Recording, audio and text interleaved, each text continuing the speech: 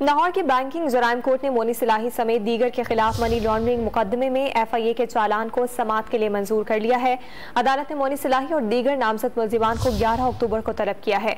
Don news के नुमाइंदे राना बिलाल से तफसीलात हासिल करेंगे। राना बिलाल बताएगा अपडेट्स क्या है इस सिलसिले में।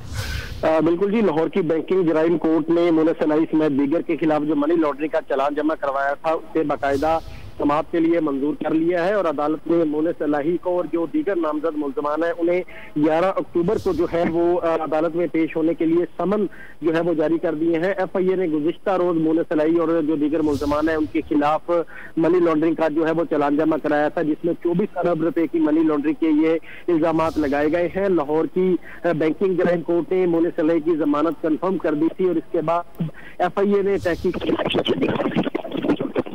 राना बिलाल हमें अपडेट कर रहे हैं। इससे मुतालिक लाहौर की बैंकिंग जराइम कोर्ट ने मोनी सिलाही समेत दीगर के खिलाफ मनी लॉन्ड्रिंग मुकदमे FIA के चालान को समाअत के लिए मंजूर किया है।